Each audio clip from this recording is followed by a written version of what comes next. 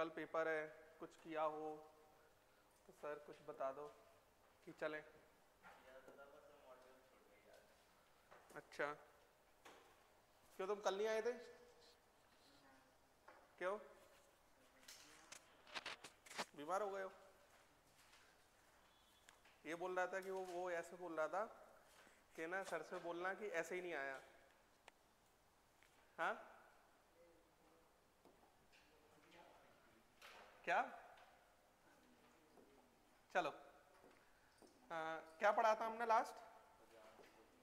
फजान्स rule की बात कर रहे थे और मैंने टाइप ऑफ कैटायंस बताया था, है ना। तो 3 टाइप के कैटायंस होते हैं बच्चों, Nobel gas configuration cation, pseudo noble gas configuration और नॉन इनर्ट गैस। एक्चुअल में नॉन इनर्ट गैस कॉन्फ़िगरेशन जो होता है ना, वो इनर्ट पेयर इफेक्ट के कारण होता है।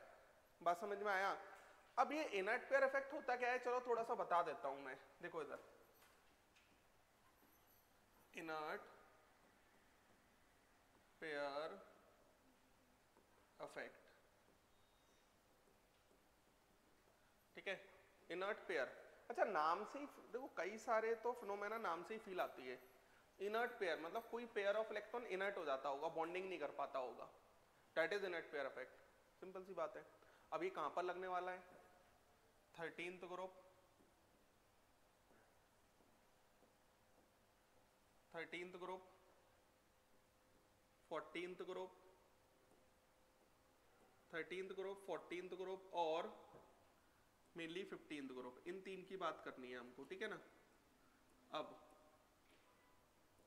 13th ग्रुप, 14th ग्रुप और 15th ग्रुप, इसके अंदर बोरॉन, एल्यूमिनियम, गैलियम, इन, थैलियम। समझ में आया? यहां पर अगर हम बात करते हैं कार्बन, सिलिकॉन, जर्मेनियम, टिन और लेड। यहां पर अगर हम बात करते हैं nitrogen, phosphorus, arsenic, antimony, bismuth, ठीक है। एक्चुअल में क्या है, अगर हम इसका इलेक्ट्रॉनिक कॉन्फ़िगरेशन देखते हैं तो 1s2, 2s2, 2p1, तो ये सेकेंड सेल के अपने सारे इलेक्ट्रॉन दे सकता है। तो ये हमारा +3 ऑक्सीडेशन स्टेट शो करेगा, है ना। ये हमारा +3 शो करना चाहिए। बात समझ में आया? और ये +3 ही कर रहा होगा, ठीक है। एक्चुअल में अगर हम इनकी बात कर लेते हैं थोड़ी सी, तो जैसे मान लो ये +3 कर रहा होगा और अगर एक ही इलेक्ट्रॉन दिया तो +1 भी कर सकता है। वैसे ये +1 कभी भी करेगा नहीं, ठीक है ना। एल्यूमिनियम की अगर हम बात करते हैं तो एल्यूमिनियम के अंदर भी +3 हो सकता है और +1 हो सकता है, लेकिन इसके अंदर यही वाला एग्जिस्ट करेगा, इसके अंदर भी ये एग्जिस्ट नहीं करेगा, सिर्फ यही एग्जिस्ट करेगा।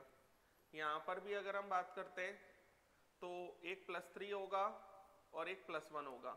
इसके अंदर एग्जिस्ट अगर दोनों करेंगे भी तो ये हमारा मोर स्टेबल होगा। तो ये हमारा कैसा होगा? More stable.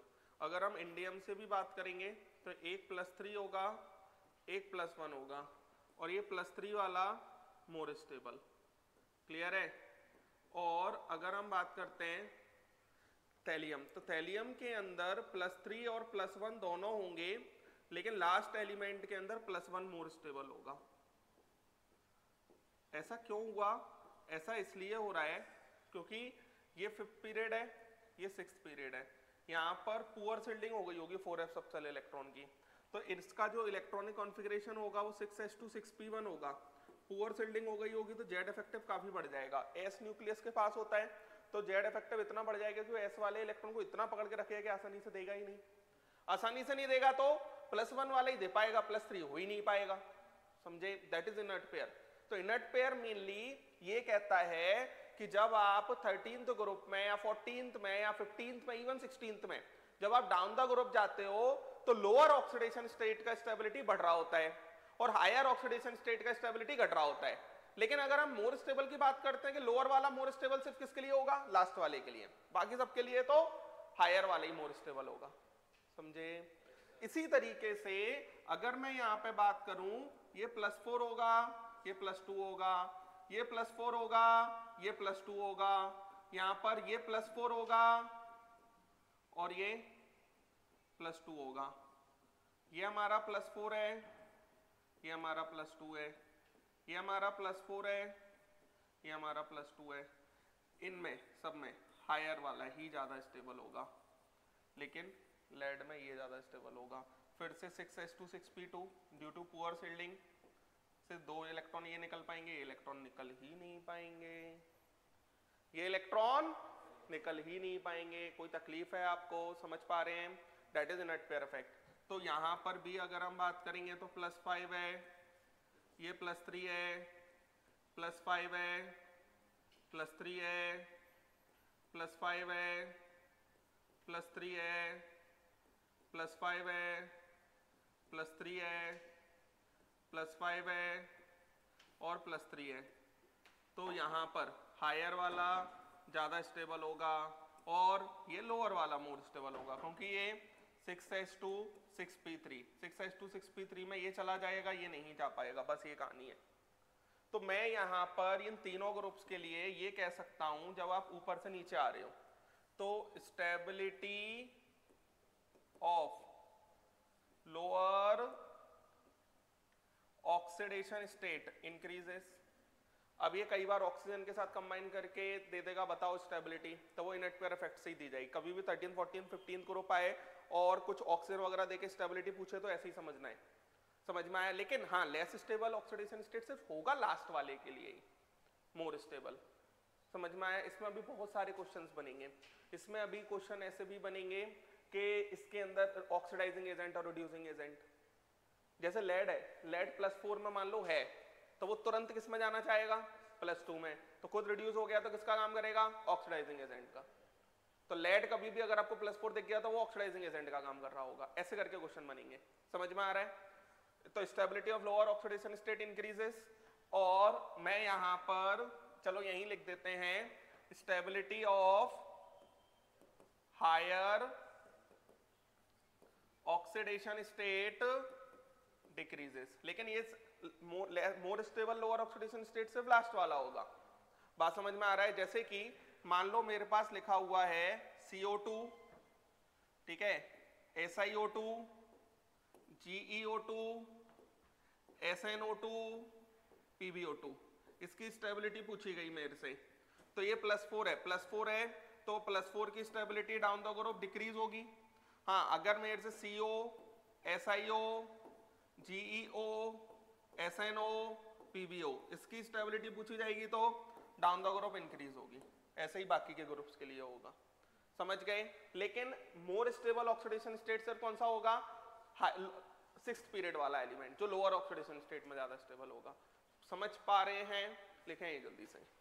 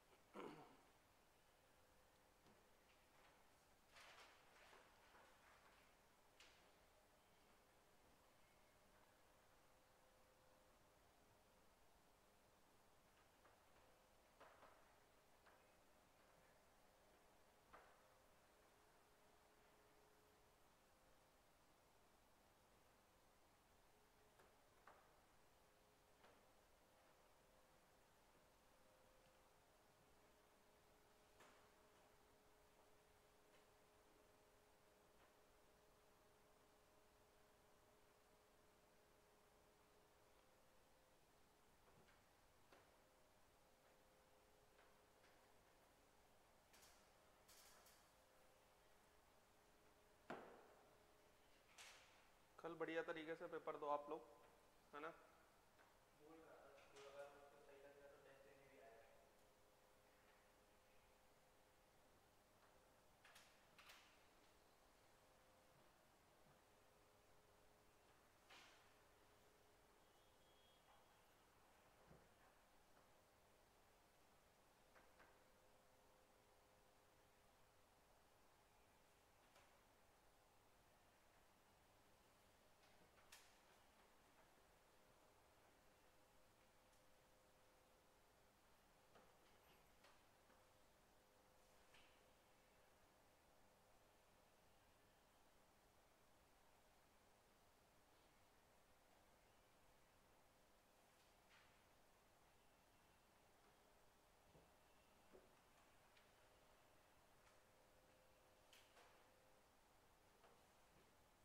लिख लिया, चले आएंगे। तो कभी भी ऐसा क्वेश्चन आता है तो आप थोड़ा सा क्लिक कर लेंगे, इनट परफेक्ट पर ही होगा, है ना।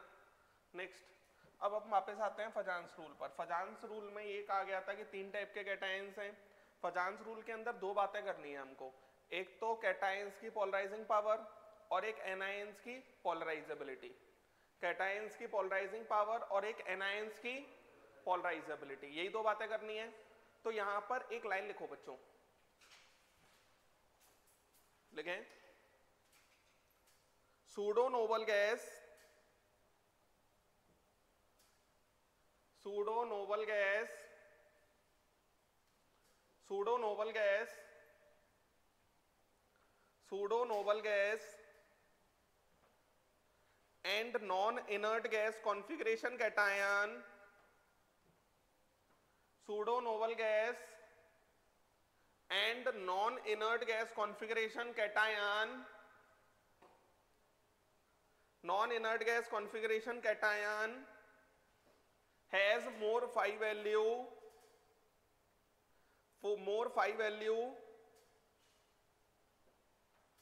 than noble gas configuration cation,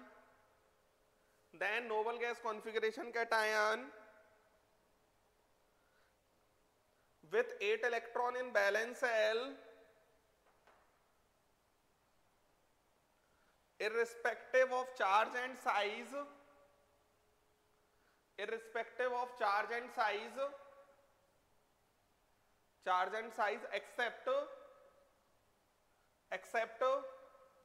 Al plus 3,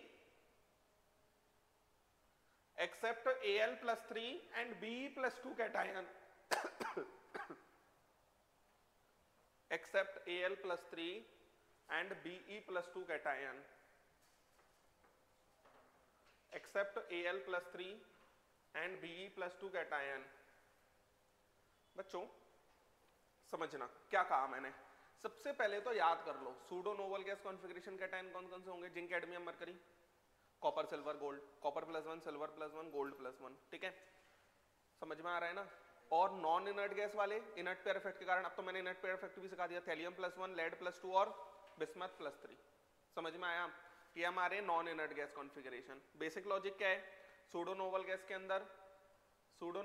अंदर 18 इलेक्ट्रॉन्स इन बैलेंस सेल और नॉन इनर्ट गैस के अंदर 18 + 2 इलेक्ट्रॉन्स, यही था। अब यहां पर अगर हम बात करते हैं जैसे Ag पॉजिटिव है, अच्छा फाई वैल्यू ज्यादा होगी तो पोलराइजिंग पावर ज्यादा होगा, पोलराइजिंग पावर ज्यादा होगा तो कोवेलेंट कैरेक्टर ज्यादा होगा, समझ पा रहे हो ना। तो जैसे Ag पॉजिटिव, Ba +2, Sr +2 और Na+, इनकी 5 वैल्यूज कंपेयर करनी थी। कौन सी वैल्यूज कंपेयर करनी थी, 5, इनकी 5 वैल्यूज कंपेयर करनी है हमको, इनकी 5 वैल्यूज कंपेयर करनी है। तो बच्चों बिना दिमाग लगाए ये सारे नोबल गैस होंगे, क्यों, क्योंकि इनके बैलेंस सेल में 80 इलेक्ट्रॉन बचेंगे, ये H2 होगा, S चला जाएगा, तो बस वही वाला सेल बचेगा जिसमें 5s2 5p6 है जो भी होगा। तो यहां पर सबसे ज्यादा पोलराइजिंग पावर इसकी हो गई। हाँ ये दोनों, ये तीनों एक जैसे है नोबल गैस वाले, टाइप ऑफ कैटायन सेम है। तो अब देखो इन पे +2 चार्ज है, इनकी ज्यादा होगी। अब इन दोनों में ज्यादा किसकी होगी, beryllium magnesium beryllium magnesium calcium strontium barium, strontium का साइज कम है तो इसकी 5 वैल्यू ज्यादा होगी, ये हो जाएगा। और इन दोनों में अगर हम कंपेयर करेंगे तो Sr+2 ही माना जाएगा क्योंकि चार्ज फैक्टर डोमिनेट। ये बात समझ में आया? समझ गए? इसका मतलब अगर आपसे आज से पूछा जाए कि AgCl और NaCl में कोवेलेंट कैरेक्टर किसके ज्यादा होगा, तो आप आंसर दोगे AgCl का, क्योंकि उसकी पोलराइजिंग पावर ज्यादा है कैटायन की। पोलराइजिंग पावर ज्यादा होगी तो एनायन के इलेक्ट्रॉन्स को शेयर ज्यादा करा लेगा, तो हमारा डेफिनेटली कोवेलेंट कैरेक्टर ज्यादा आ जाएगा। बोले कोई तकलीफ है?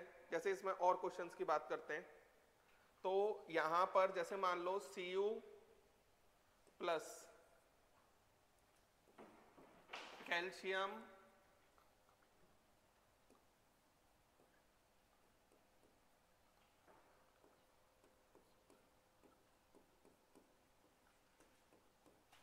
बोलो, ये सूडो नोबल गैस, ये सबसे ज्यादा इन दोनों में डेफिनेटली यही होगा।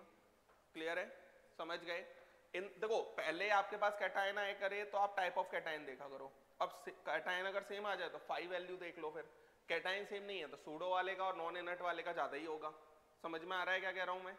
अब जैसे मान लो अगर मेरे पास लिखा हुआ है Li पॉजिटिव और Be+2, Li पॉजिटिव की 5 वैल्यू और Be+2 की 5 वैल्यू, तो ये आंसर आएगा। कोई तकलीफ है ना? तो अब ये तो टाइप, अच्छा इसमें टाइप ऑफ कैटायन सेम है तो डायरेक्ट देख लिया। यहाँ पे टाइप ऑफ कैटायन अलग है, ये दोनों सूडो नोबल गैस हैं। जैसे इसको कंपेयर किया तो ये सूडो नोबल गैस है तो ये सबसे ज्यादा, बाकी इनको नॉर्मल से कर लिया। ये सबसे ज्यादा, बाकी इनको नॉर्मल से कर लिया। टाइप ऑफ कैटायन सेम आ जाए तो फिर चार्ज से देख लिया जाता है, चार्ज भी सेम आ जाए तो साइज से देख लिया जाएगा। क्लियर है?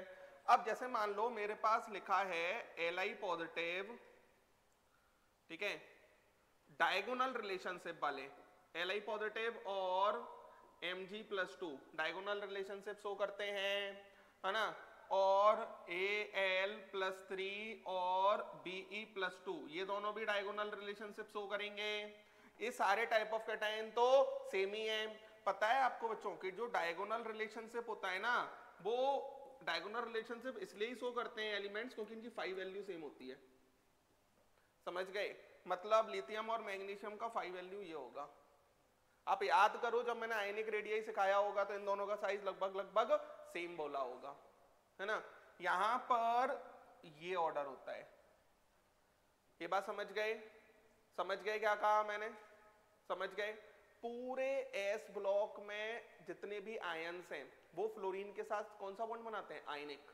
किसको छोड़ के? बी को छोड़ के। Bf2 कोवेलेंट होता है क्योंकि बेरिलियम की पोलराइजिंग पावर बहुत ज्यादा होती है। बेरिलियम की पोलराइजिंग पावर बहुत ज्यादा होती है। आ रहा है समझ क्या कह रहा हूं मैं? समझ गए? उसके बाद अगर हम बात करते हैं, जैसे मान लो मेरे पास लिखा है डी ब्लॉक के अंदर, अगर आप ऊपर से नीचे जाते हो, जैसे Zn+2 का 5 वैल्यू, Cd+2 का 5 वैल्यू, Hg+2 का 5 वैल्यू, जिंक, कैडमियम, मरकरी, इन तीनों का 5 वैल्यू। तो डी ब्लॉक के अंदर होता क्या है ना, आप एक बात सोचो, पुअर सिल्डिंग एफ में इलेक्ट्रॉन जा रहे होते हैं, पुअर सिल्डिंग हो रही होती है तो जेड इफेक्टिव बढ़ता है। और आप याद करो कल मैंने लिखवाया था 5 directly proportional to Z effective, है ना। तो यहां पर ये ऑर्डर आ जाएगा। ये बात समझ गए? सेम इसी तरीके से अगर हम नॉन इनर्ट वालों को कंपेयर करते हैं, थैलियम+1, लेड+2 और बिस्मथ+3, इनका 5 वैल्यू अगर हम कंपेयर करें तो इनका 5 वैल्यू ये हो जाएगा। क्लियर? क्लियर? बोलो, लिख लें।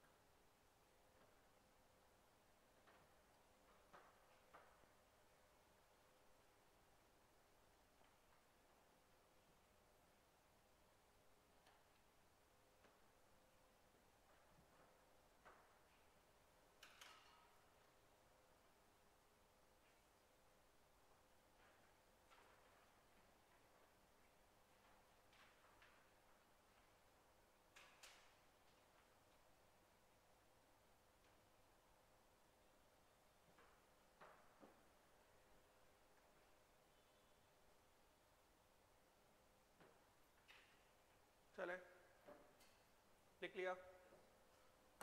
अब हटा दूं, एक बात समझो, तो ये तो मैंने जितने भी कंपैरिजंस किए टाइप ऑफ कैटायन सेम थे, बाकी तो मैंने सिखाई दिया, सूडो सबसे ज्यादा कर देना। In general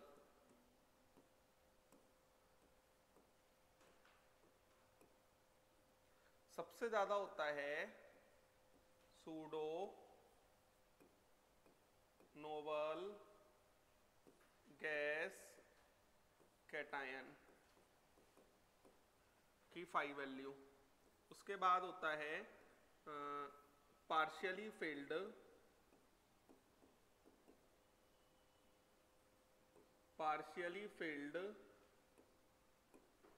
D block metal cation, है ना। और फिर होता है noble gas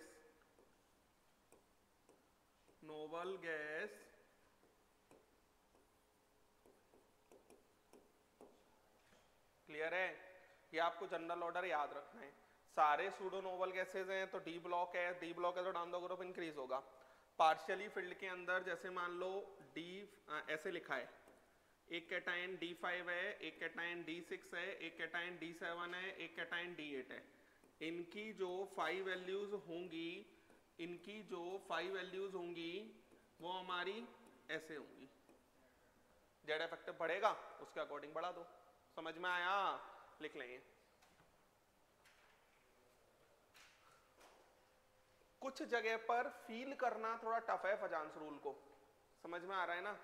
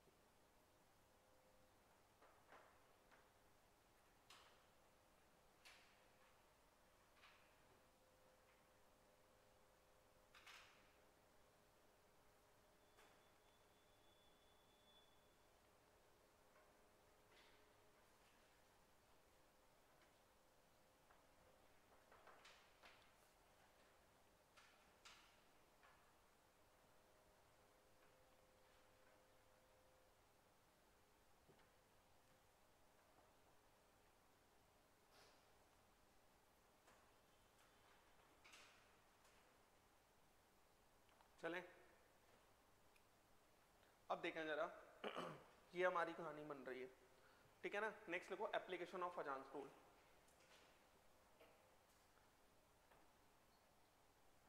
application of Fajans rule.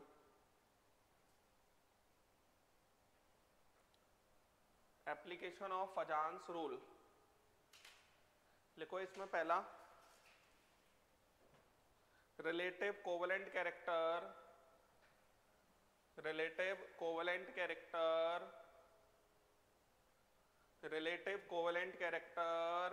Of ionic bond. Covalent character of ionic bond जैसे बच्चों मेरे पास लिखा है Ki, Kbr, KCl और Kf। इसके अंदर मुझे कोवेलेंट कैरेक्टर का इंक्रीजिंग ऑर्डर लगाना है। तो कैटायन तो सेम है, एनायन जितना बड़ा होगा नेगेटिव चार्ज उतना ज्यादा हो तो नेगेटिव चार्ज सेम है, एनायन जितना बड़ा होगा उसका पोलराइजेशन उतना ज्यादा होगा तो कोवेलेंट कैरेक्टर उतना ज्यादा आएगा। तो यहाँ पर कोवेलेंट कैरेक्टर का ऑर्डर ये आ जाएगा, समझ गए। कोवेलेंट कैरेक्टर का ऑर्डर ये आ जाएगा। दूसरा जैसे मान लो मेरे पास लिखा हुआ है BeH2 AlH3 MgH2 LiH। तो यहां पर एनायन सेम है, कैटायन का 5 वैल्यू का ऑर्डर यही था, जितना ज्यादा 5 वैल्यू होगा कोवेलेंट कैरेक्टर, देखो कैटायन के लिए 5 वैल्यू ज्यादा से ज्यादा हो तो कोवेलेंट कैरेक्टर ज्यादा से ज्यादा, पर एनायन का नेगेटिव चार्ज ज्यादा से ज्यादा हो। समझ में आ रहा है?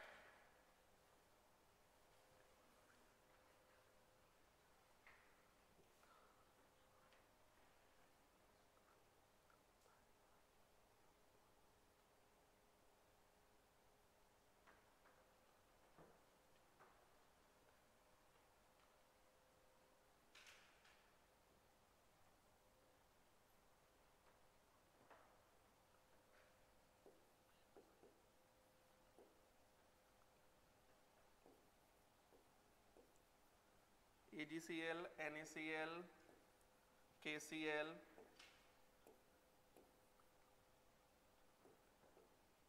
ये अब इसमें सबसे ज्यादा सूडो नोबल गैस, उसके बाद टाइप ऑफ कैटायन सेम है, टाइप ऑफ कैटायन सेम होगा तो साइज बढ़ेगा तो फाई घटेगा, फाई घटेगा तो कोवेलेंट कैरेक्टर घटेगा।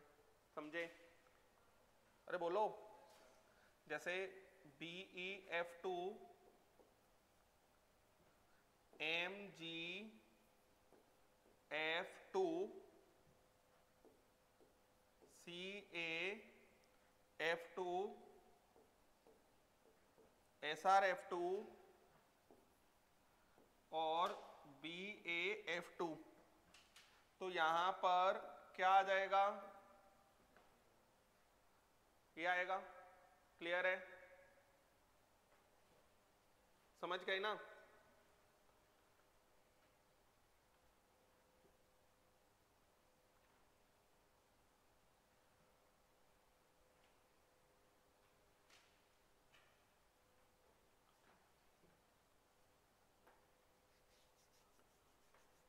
चले आगे। अब जैसे HgCl2 CdCl2 और ZnCl2, इसमें कोवेलेंट कैरेक्टर एनायन सेम है, कैटायन का 5 वैल्यू सबसे ज्यादा ये हो जाएगा, तो 5 वैल्यू मरकरी का सबसे ज्यादा, मरकरी का सबसे ज्यादा हो जाएगा। इसका मतलब ये हो गया कि ये कोवेलेंट सबसे ज्यादा, पता है 98% कोवेलेंट होता है। ये कैसे पता चलता है? डी ब्लॉक है तो हम तो जानते हैं भैया आयनिक ही बनाना चाहिए मेटल है तो, लेकिन ये 98% कोवेलेंट होता है, ये सिर्फ 2% आयोनाइज्ड होता है जब पानी में डाला जाता है, इससे हमें पता चलता है। अरे बोलो, कोई तकलीफ? समझ गए आप? लिख लें।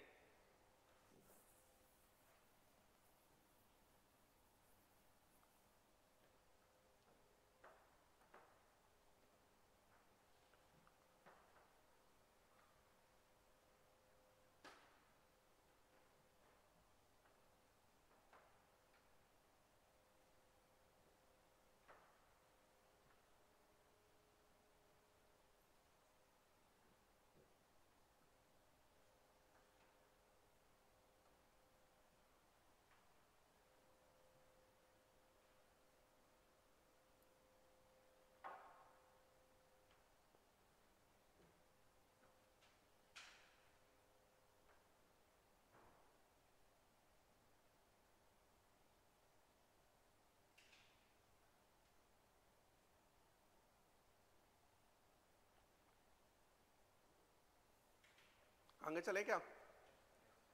HgCl2 का अगर आपको याद हो तो हमने स्ट्रक्चर भी सीखा था, sp हाइब्रिडाइजेशन लीनियर आया था, तब मैंने बोला था आपको कि मैं ये आगे बताऊंगा कि ये कोवेलेंट क्यों होता है।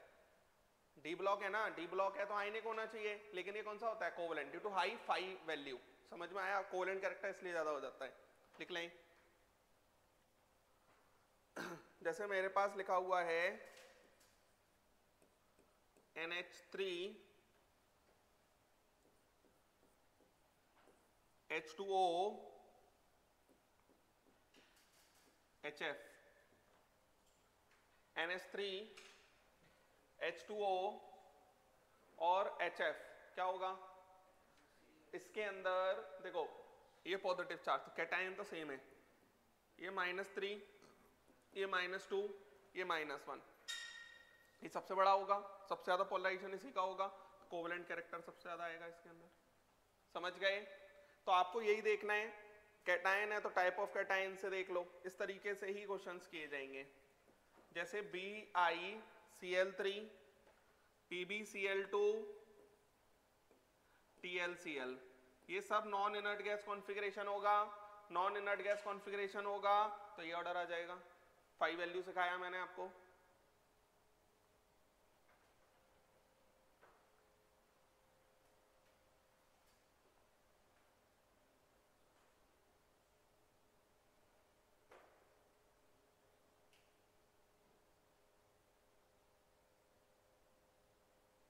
चले आएंगे। जैसे मॉड्यूल किसी पे है देना मुझे, केमिकल बॉन्डिंग है, किसी पे भी नहीं है देना मुझे।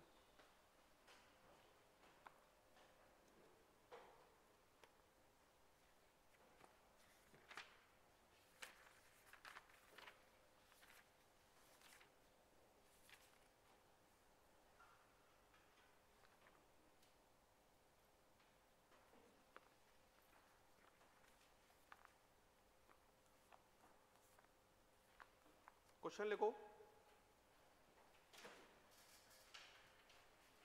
which of the following is least ionic, which of the following is least ionic, least ionic,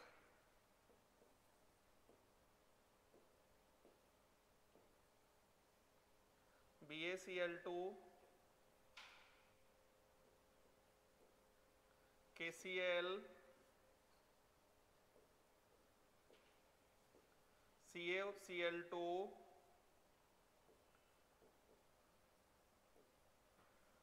AgCl। Least ionic, least ionic का मतलब मोर कोवेलेंट ना।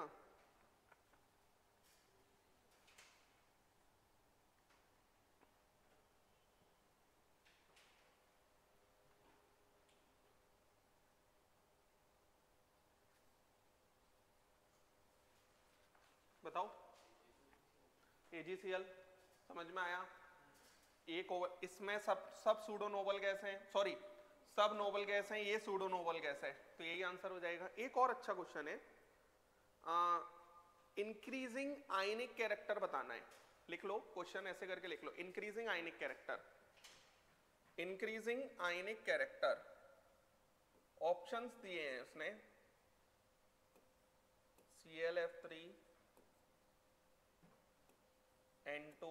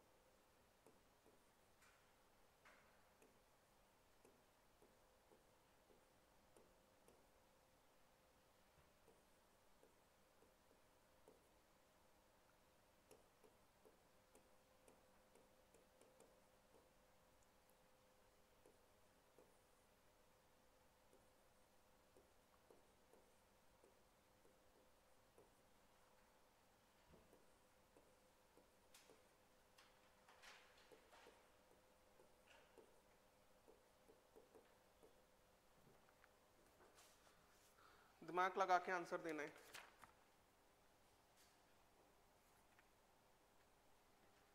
दिमाग लगा के आंसर।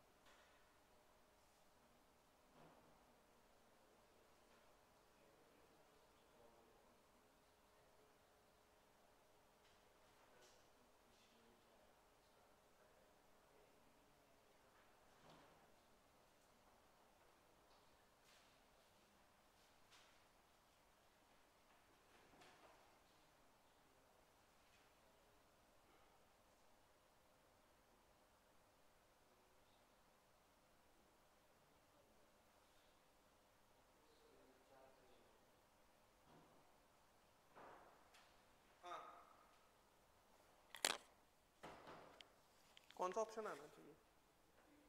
हाँ, सी ऑप्शन आना चाहिए। देखो इसके अंदर हम ना कोवेलेंट कैरेक्टर को आइडेंटिफाई करना ज्यादा अच्छे से जानते हैं। कभी भी question increasing order of ionic character का दिया जाए ना, तो आपको कोवेलेंट कैरेक्टर निकाला करो। अब कोवेलेंट कैरेक्टर जब आप निकालोगे तो एक तो है मेरे पास ClF3, एक है मेरे पास NO2, एक है मेरे पास SO2, एक है मेरे पास K2O और एक है मेरे पास LiF। तो इसके अंदर ये तो मुझे बढ़िया तरीके से कोवेलेंट दिखता है, ना पोलर है ना कुछ है, तो इसका तो कोवेलेंट कैरेक्टर सबसे ज्यादा ही होगा। अब यहां पर ये हो गया, ठीक है, इसका कोवेलेंट कैरेक्टर सबसे ज्यादा हो गया। उसके बाद में अगर हम क्लोरीन से बात करते हैं तो ये +3 आएगा, है ना, और अगर हम सल्फर से बात करते हैं तो ये +4 आएगा। ये बात समझ में आ रही है? और ये हमारा +1 आएगा और ये हमारा +1 आएगा, ठीक है। तो यहां पर अगर हम बात करते हैं कोवेलेंट कैरेक्टर की, तो कोवेलेंट कैरेक्टर की बात करते हैं तो ये तो ठीक है, नोबल गैस कैटायंस हैं, लेकिन ये दोनों तो कुछ भी नहीं है, ये दोनों तो कुछ भी नहीं है। तो इसका आंसर देने के लिए मुझे एक बात ये समझ में आती है कि आप चार्ज फैक्टर से कर दो। किससे कर दो? चार्ज फैक्टर से। तो चार्ज फैक्टर से, हाँ, चार्ज फैक्टर से SO2 आना चाहिए, SO2 के बाद ClF3 आना चाहिए। अब K2O और LiF में कोवेलेंट कैरेक्टर K2O का ज्यादा, फिर LiF, ऐसे कर लो। कभी भी नॉन पोलर कंपाउंड मॉलिक्यूल दिख जाए ना तो उसका तो कोवेलेंट कैरेक्टर सबसे ज्यादा ही कर देना। समझ में आया? तो इस टाइप का क्वेश्चन जेईई मेंस ने पूछा हुआ है, समझ गए? इस टाइप का क्वेश्चन जेईई मेंस पूछ चुका है और इस टाइप का क्वेश्चन जेईई मेंस पूछता भी है। हाँ, इसका अपोजिट ही आएगा आंसर तो कभी भी, हाँ सी आएगा ना, आंसर तो सी आएगा।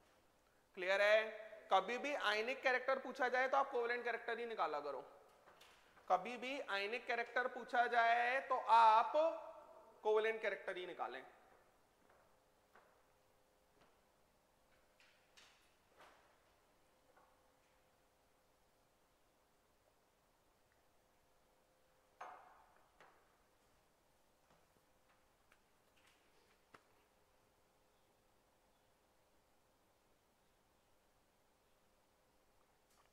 चलो चले आएंगे, और तो आसान दिख रहे हैं मुझे, कर लोगे आप।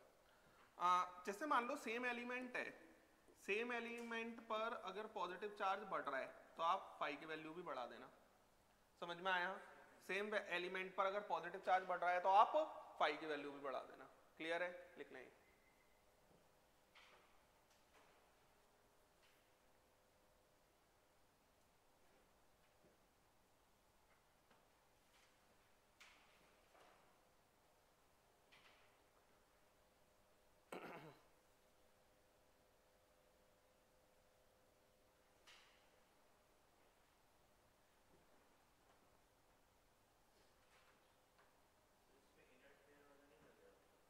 इनट पेयर इफेक्ट का इसमें कैसे? इनट पेयर, हाँ मैं वही तो बोल रहा हूँ, तभी तो मैंने स्पेशली सिखाया इसको कि सेम एटम पर पॉजिटिव चार्ज बढ़े तो आप बिना दिमाग लगाए फाई वैल्यू बढ़ाना। क्लियर है? चलो नेक्स्ट लिखो, application of inert pair effect. Application of inert pair effect. Inert pair effect, जैसे बच्चों समझो एक बात, टिन है, tin more stable oxidation state tin का कौन सा है? +4 ही है। टिन तो कार्बन फैमिली का है ना, +4 ही है। मान लो टिन कभी +2 में है तो किस में जाना चाहेगा? +4 में। +4 में जाना चाहेगा तो खुद ऑक्सीडाइज होना चाहेगा, तो दूसरे को रिड्यूस करना चाहेगा। लिखो,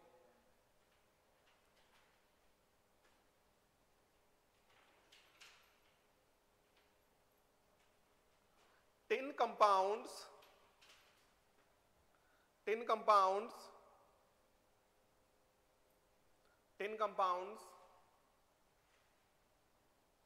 in which tin is having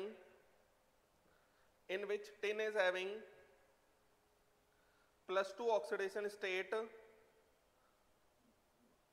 in which tin is having +2 oxidation state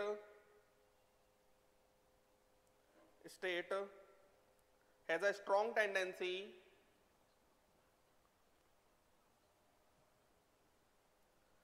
+2 oxidation state has a strong tendency to convert itself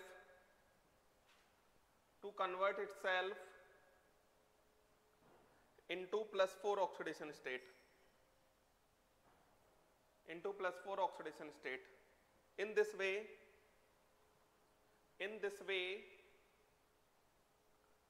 it acts as a strong reducing agent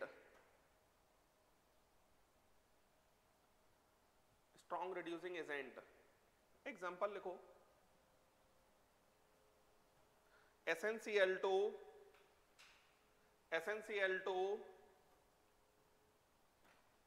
being strong reducing agent reduces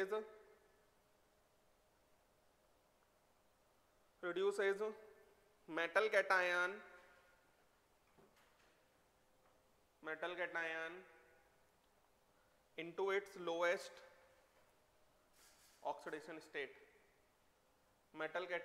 into its lowest oxidation state.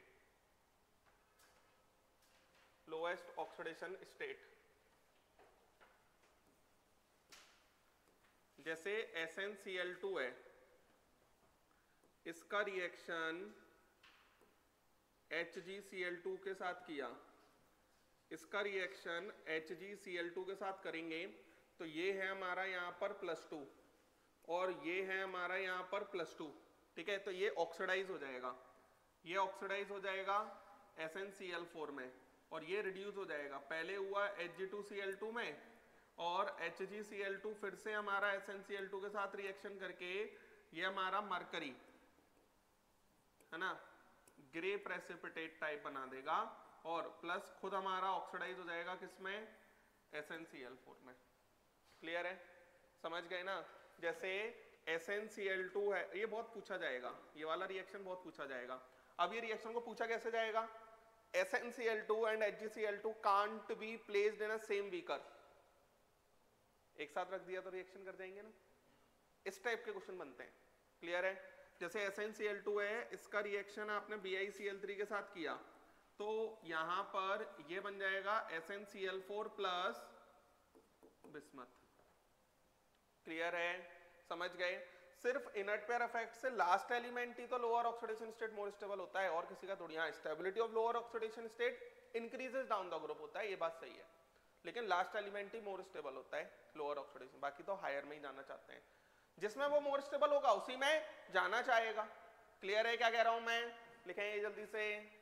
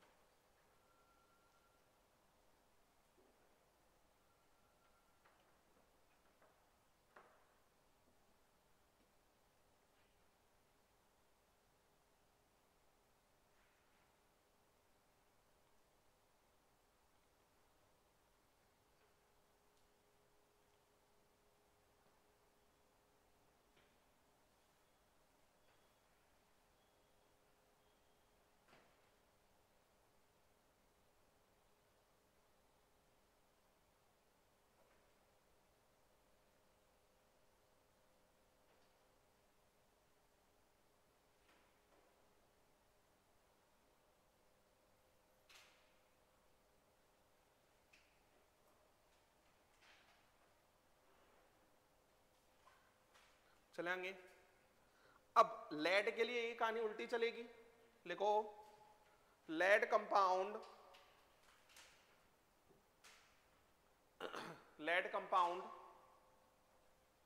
in which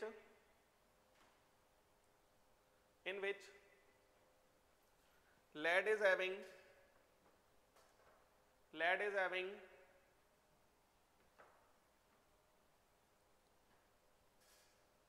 +4 oxidation state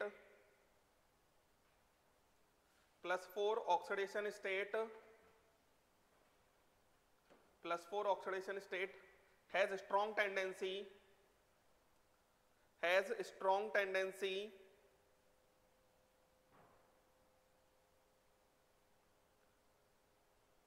to convert itself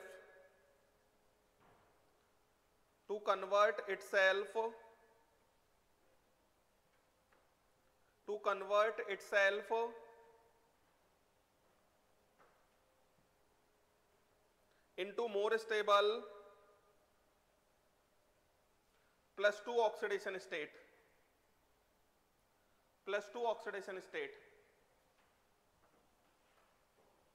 In this way it act as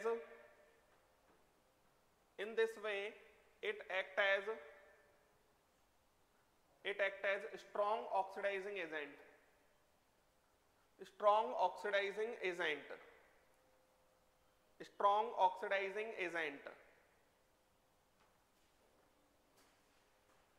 oxidising agent, बहुत बढ़िया बात है, समझ गए आप। मैंने जो बोला था वही है ये कि लेड +4 अगर कभी भी आपको दिखता है तो वो 2 इलेक्ट्रॉन लेके किस में जाना चाहता है, लेड +2 में। खुद रिड्यूस हो गया तो दूसरे को ऑक्सीडाइज। तो ये हमारा लेड जो है ये कहाँ मिलेगा, +4 में। तो एक तो ये PbO2 के फॉर्म में ही मिल जाएगा, समझ में आ रहा है। एक ये Pb3O4 के फॉर्म में मिल सकता है। Pb3O4 मिक्स्ड ऑक्साइड होता है,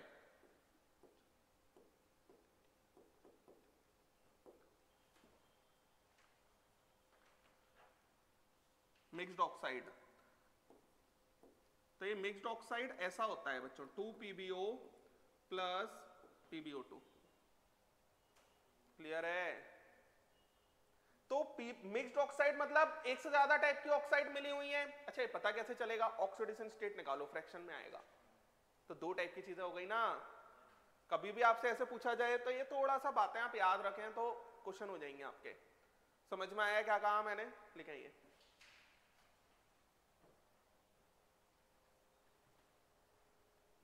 ये सब वो पार्ट हैं जहां पर क्वेश्चन गलत होते हैं, समझ में आ रहा है ना। क्योंकि इनऑर्गेनिक में थ्योरेटिकल क्वेश्चन आएगा और हमको लगेगा यार ये क्या आ रहा है क्या नहीं आ रहा, लेकिन ये सब बातें याद रखेंगे तो आसानी से होंगे क्वेश्चन।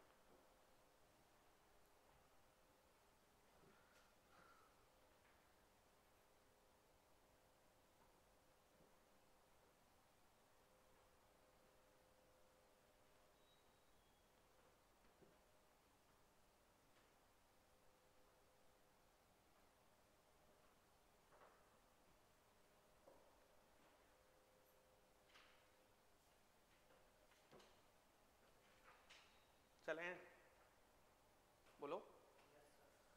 एक 2 बातें और सीखते हैं। लिखो, नॉन एग्जिस्टेंस, ये बहुत इंपॉर्टेंट है, इस पे स्टार लगा लेना। Non existence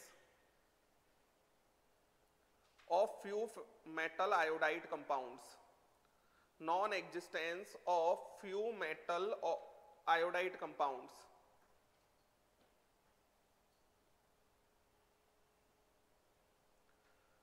iodide compounds, iodide compounds. बच्चों देखो इधर, PbI4 नेवर एग्जिस्ट।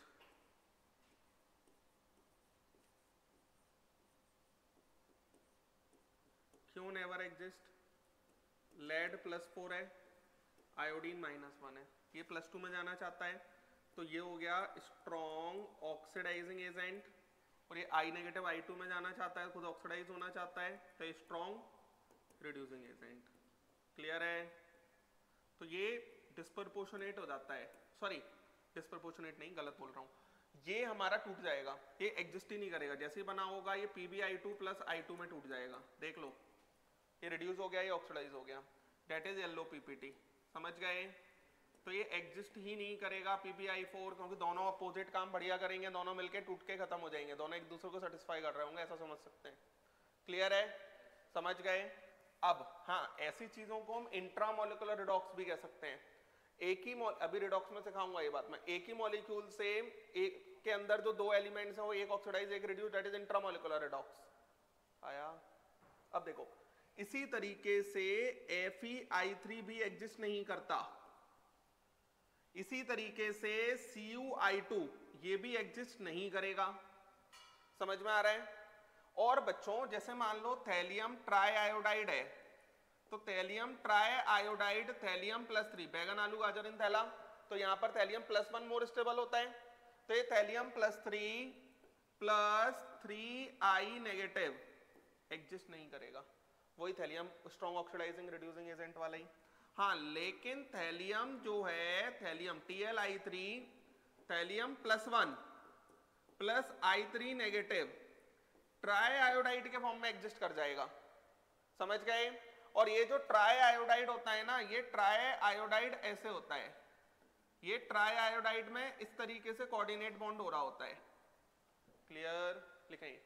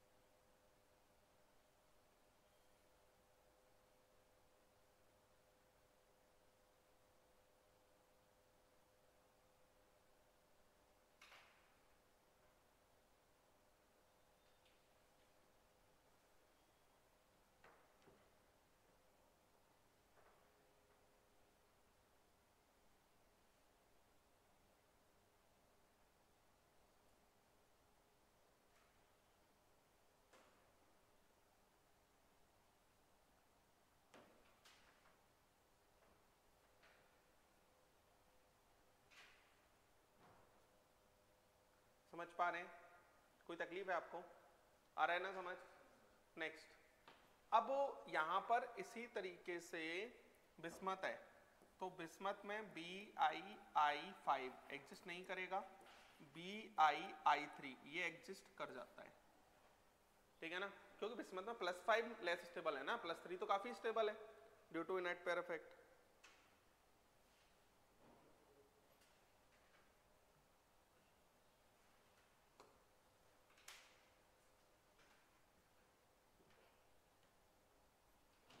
आ पा रहा है?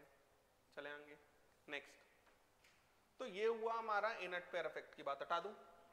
नेक्स्ट लिखो थर्मल स्टेबिलिटी। थर्मल स्टेबिलिटी ये सब कॉपी को बार बार पढ़ने से आएगा आपको, है ना? थर्मल स्टेबिलिटी,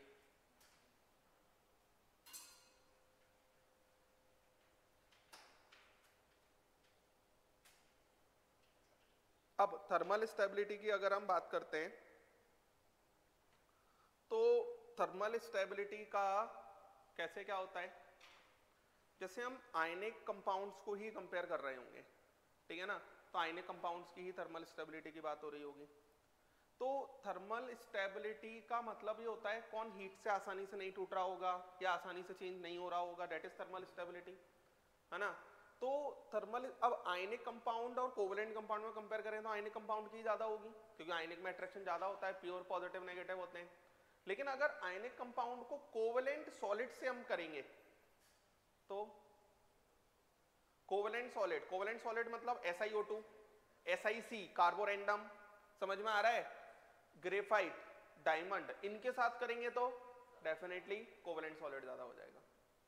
तो अब मैं 3 फैक्टर सिखाने वाला हूं, थर्मल स्टेबिलिटी, मेल्टिंग पॉइंट और मेल्टिंग पॉइंट मेनली, ये दोनों फैक्टर ये कोवेलेंट सॉलिड के सबसे ज्यादा होंगे। और कोवलेंट सॉलिड कौन होते हैं? जो कोवलेंट बॉन्ड के थ्रू जुड़ते हैं कई सारे units, that is grief allotropes, है ना, और SiO2 और SiC, ये सारे। समझ में आया? हाँ, नॉर्मली आयनिक बॉन्ड और कोवलेंट बॉन्ड को कंपेयर किया जाए तो आयनिक बॉन्ड ज्यादा होगा। नॉर्मली आयनिक बॉन्ड और कोवलेंट बॉन्ड को कंपेयर किया जाए तो आयनिक बॉन्ड ज्यादा होगा। समझ पा रहे हो? जैसे thermal stability of ionic compound having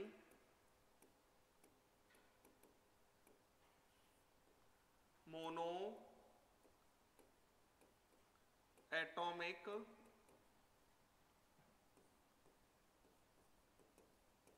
cation and anion directly proportional to lattice energy।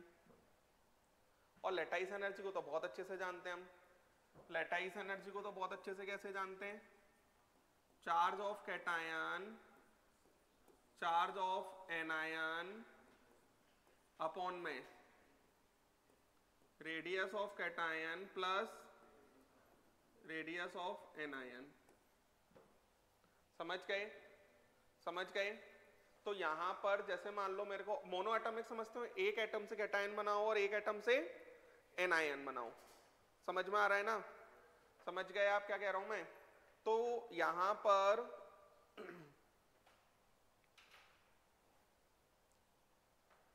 जैसे मेरे पास लिखा हुआ है KI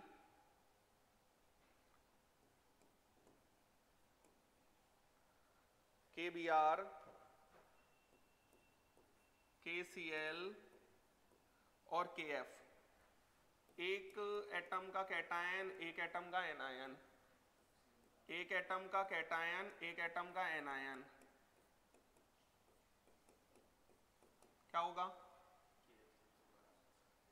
लैटिस एनर्जी सबसे ज्यादा KF की होगी, क्योंकि चार्ज सेम है तो रेडियस से देख लेंगे, साइज से देख लेंगे, साइज के इनवर्सली प्रोपोर्शनल है लैटिस एनर्जी, चार्ज के डायरेक्टली प्रोपोर्शनल है। लेकिन चार्ज तो सेम है तो थर्मल स्टेबिलिटी का ऑर्डर ये आ जाएगा। बोलो, अरे आ रहा है समझ? अब जैसे मान लो मेरे पास लिखा हुआ है CSH RBH KH NaH LiH, तो बच्चों +1 -1 +1 -1 +1 -1 मोनो एटॉमिक कैटायन एनायन है, ये समझ में आता है, क्योंकि एक ही कैटायन, एक ही एटम का कैटायन बनाए, एक ही एटम का कैटायन एनायन बनाए, तो यहां पर चार्ज तो सेम आ गए। साइज कैसे होगा? साइज का अगर हम देखते हैं तो सबसे बड़ा होगा तो उसकी लैटिस एनर्जी सबसे कम होगी, सबसे कम होगी तो थर्मल स्टेबिलिटी का ऑर्डर ये आ जाएगा।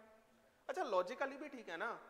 लैटिस एनर्जी अगर ज्यादा है तो डेफिनेटली वो बनने में एनर्जी रिलीज ज्यादा हुई है, तो टूटने में एनर्जी भी तो ज्यादा लगेगी। तो टूटने में एनर्जी ज्यादा लगेगी, इसका मतलब है बहुत ज्यादा स्टेबल है, हीट देते रहो कुछ फर्क ही नहीं पड़ रहा उसको। आ रहा है समझ क्या कह रहा हूं मैं? जैसे मान लो मेरे पास लिखा हुआ हो CSX RBX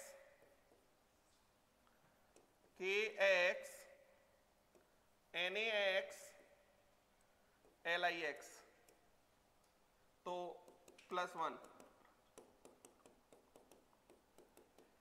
-1 +1 -1 +1 -1 क्या हो जाएगा? यही ऑर्डर आ जाएगा, है ना? X इक्वल टू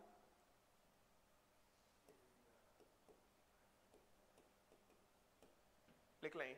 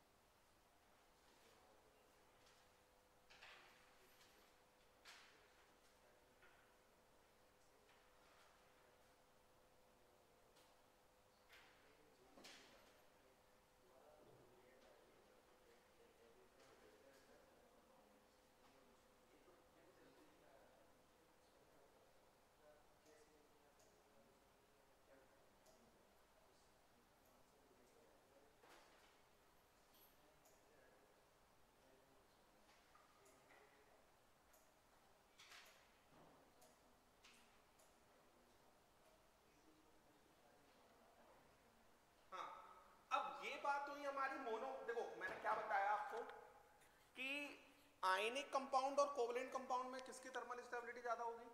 आयनिक की। हाँ, लेकिन अगर कोवलेंट सॉलिड आ गया तो वो आयनिक से भी बड़ा कह देना, यही बोला मैंने आपको। और अगर मान लो पॉली एटॉमिक कैटायन आ जाए, ओ एनायन आ जाए, तो देखो एक लाइन, थर्मल स्टेबिलिटी, ये समझ गए ना? नेक्स्ट लिखो, thermal stability of metal salts, thermal stability of metal salts having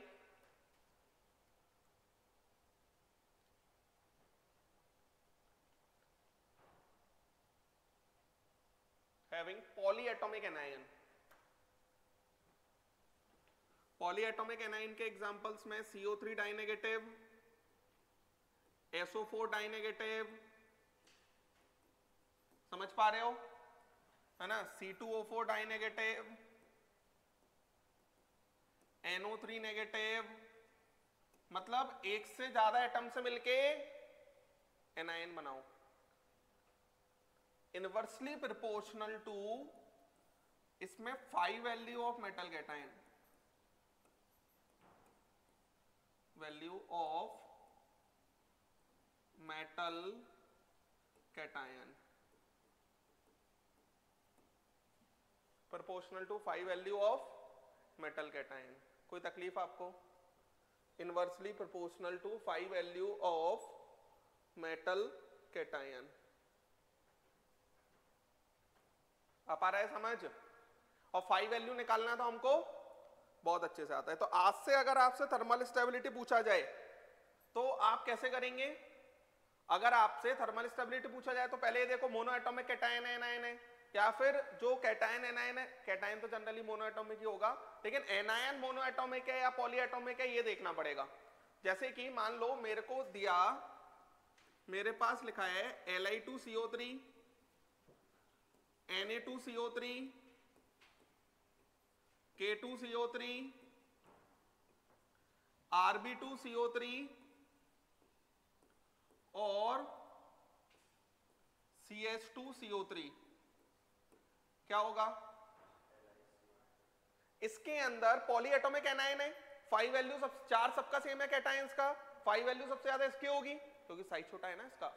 cation का देखना है 5 वैल्यू, वही जैसे हम फजांस में देख रहे थे, तो इसकी कैटायन की 5 वैल्यू सबसे ज्यादा, तो थर्मल स्टेबिलिटी का ऑर्डर ये आया समझ? कोई तकलीफ है? इसी तरीके से जैसे मान लो मेरे पास लिखा होता BeCO3, MgCO3, CaCO3,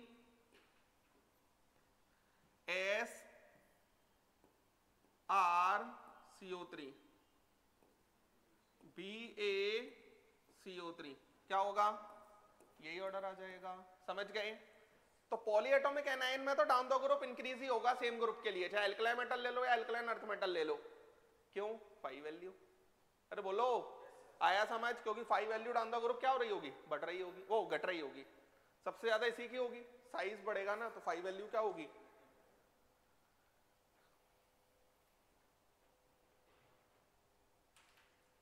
समझ में आया?